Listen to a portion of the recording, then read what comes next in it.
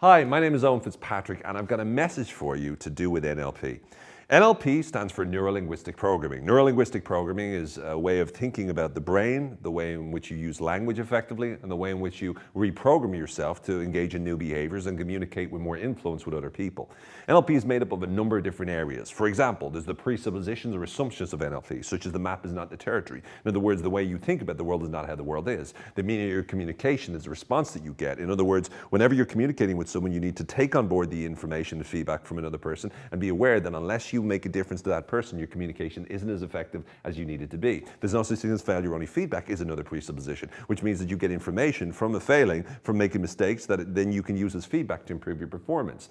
There's other particular presuppositions, such as everything has a meaning and a purpose and serves us, which means that whatever happens, again, it's useful in some way, that people aren't broken, it's just the usefulness or the context of a behavior can be challenged. Again, all of these are useful beliefs to have, which again form the very basics of NLP. Then we've got the different models in NLP. You've got representational systems, which is that we communicate and we reveal a certain way of us thinking about the world by the way in which we use language. So some people use more visual words, sometimes people use more auditory words, some more kinesthetic or feeling words. And depending on which words they use, it indicates how they're thinking at that moment in time. So if you notice a person using more visual words than auditory words, you can use more visual words, and that creates a sense of rapport with them.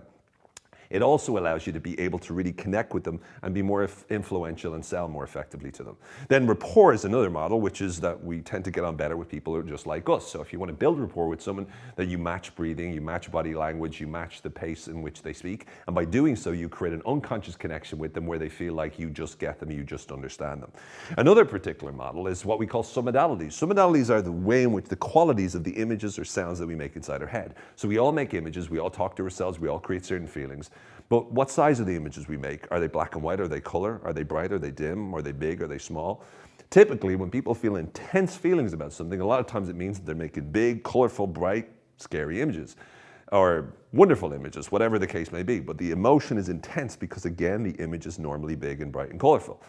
The sounds are normally loud and crisp and very, very clear. So again, if you change that, if you start to change the qualities, the size of the image, make it smaller, black and white, it changes the intensity of the emotion. Now again, different horses for different courses, but here's the truth. If you change the size of the image or the quality of the image or one of these, what we call submodalities or qualities of these things, then it will change the intensity. So submodalities allows you to intensify or diminish the intensity of the feeling. Then we've got state, which is to do with your emotional state. Again, you use submodalities to intensify and diminish it, but your own state is affected by what you're thinking inside your head. So if you ask yourself the right questions, if you start to speak to yourself in a more effective way, if you imagine yourself in certain situations, you can build a powerful state. Once you build that state, then we move on to anchoring, which is a really effective model. And anchoring is your ability to be able to capture with some sort of trigger that particular state. So let's say you feel really good and you find some way of capturing or triggering that feeling. Then when you use that trigger again, that brings back the feeling to you. There's lots of different types of anchors. You can anchor through an image, which is a visual anchor, an auditory, something you hear, like when you hear a piece of music and it brings you back into a state, or a kinesthetic anchor, you can press your thumb on your hand like that. That's an example of a kinesthetic anchor. So again, you can create these anchors for yourself or for other people as well. Then we go into meta-programs. Meta-programs are a little bit like understanding more about what a person's personality is. So some people, for example, are motivated in certain ways, in certain directions. They act in a certain way. They communicate in a certain way. If you can understand whether or not they're moving towards what they do want or away from what they don't want, if you can understand if they're more proactive or reactive, if they think more generally or more specifically about information, if they're more focused on what's the same or focused on what's different, if they handle stress from a more emotional response or from a more logical response, all of that is useful information because it helps you communicate more effectively with them and be able to get the best results from them. As well as that, then you got the meta model. Meta model is a set of questions that allows you to challenge information and allows you to specify information and clarify information. And by doing so, you're able to get better information, better results, but also help them overcome the particular limitations which might be stopping them from doing what it is that they want to do. Then the Milton model is the other side of that, where you're giving them suggestions. Rather than breaking down beliefs, you're helping them build new beliefs. You're pacing and leading, connecting what they already think, and then leading them by giving them suggestions or presupposing what you want them to believe instead of necessarily just stating a potentially contentiously.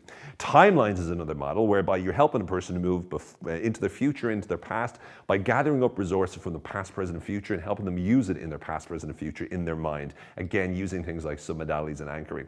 Again, we all represent time in a certain way. If you can learn to change how you represent time and how you feel about the past, present, and future, you're much more likely to feel really, really good about whatever it is that you're going through at that moment in time. So again, we've got all of these different things. We've also got strategies. Strategies is your ability to be able to understand what does a person do inside their head in order to get particular results. So in order for me to be motivated, in order for me to make good decisions, in order for me to learn effectively, what are the sequence of steps, the images I make, the way I talk to myself, the feelings I create that allow me to do just that. The more you can elicit and find out what a strategy I'm using, the more easy it is for you to help me to replicate that when I need to. Also, you can collapse strategies. So if I have a strategy for fear, you can play around with that, and by affecting the sequence, by being able to change it in what we call collapse anchors, it means that you're changing the feeling that I have throughout that strategy, which makes me less likely to do it.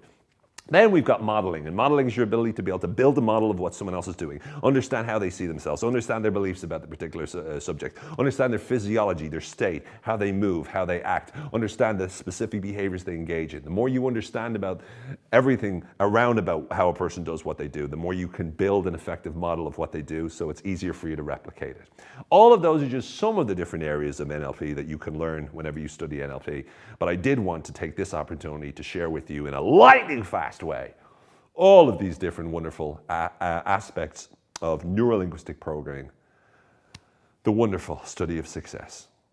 Hope you found this valuable. My name is Owen Fitzpatrick. Thanks for watching.